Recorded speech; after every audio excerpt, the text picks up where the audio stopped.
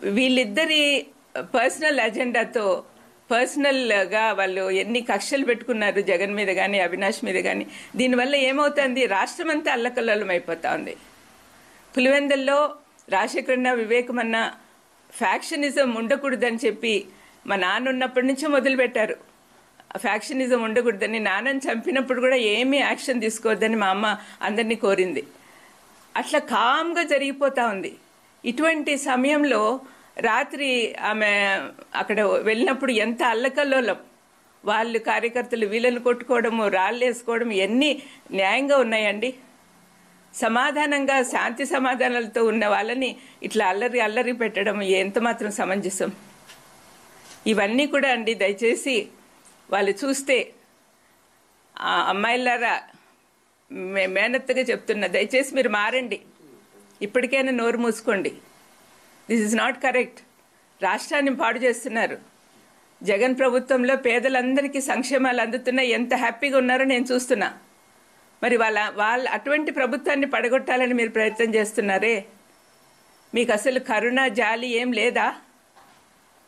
మీరే ఆలోచించుకోండి. కానీ మీరు చేసేది మాత్రం చాలా తప్పమ్మ. షర్మిలమ్మ, సునీతమ్మ, I'm very unhappy about it. And all our relatives, మన బంధువులందరూ కూడా మీరు అనుకుంటున్నారేమో మీకు సపోర్ట్ చేస్తారని. Just because you are Rajasekhar Reddy's daughter, it doesn't mean that you are doing whatever you are doing. నువ్వు చేసేదంతా కరెక్ట్ అని అనుకోవద్దుమా. ఆయన పేరు చెప్పుకొని తిరుగుతూ ఆయనకు అవమానకరంగా బిహేవ్ చేస్తున్నావు. నువ్వు చేసే పనులు ఏమైనా అన్న సంతోషంగా చూస్తున్నాడు అనుకుంటున్నావా? ప్రతిదీ ఆయన శత్రువులందరినీ చుట్టూ చేరారు, వాళ్ళతో ఏకమైపోయావు. రాజశేఖరన్ ఉన్నప్పుడు ఎంతమంది కష్టపెట్టారో వాళ్ళందరూ కూడా నీతో ఉన్నారు మా. ఒకసారి ఆలోచించు.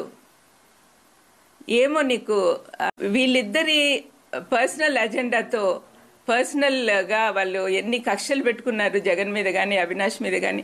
దీనివల్ల ఏమవుతుంది, రాష్ట్రం అంతా అల్లకల్లోలం అయిపోతా ఉంది.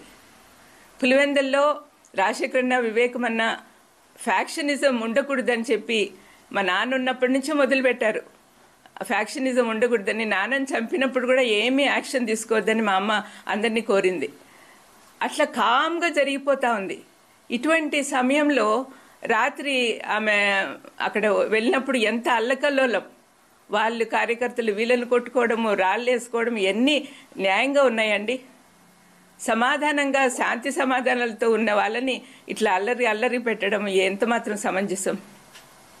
ఇవన్నీ కూడా అండి, దయచేసి వాళ్ళు చూస్తే ఆ అమ్మాయిలారా మేనత్తగా చెప్తున్నా, దయచేసి మీరు మారండి. ఇప్పటికైనా నోరు మూసుకోండి. This is not correct. రాష్ట్రాన్ని పాడు చేస్తున్నారు. జగన్ ప్రభుత్వంలో పేదలందరికీ సంక్షేమాలు అందుతున్నాయి, ఎంత హ్యాపీగా ఉన్నారో నేను చూస్తున్నా. మరి వాళ్ళ అటువంటి ప్రభుత్వాన్ని పడగొట్టాలని మీరు ప్రయత్నం చేస్తున్నారే. మీకు అసలు కరుణ జాలి ఏం లేదా? మీరే ఆలోచించుకోండి. కానీ మీరు చేసేది మాత్రం చాలా తప్పమ్మ. షర్మిలమ్మ, సునీతమ్మ, I'm very unhappy about it.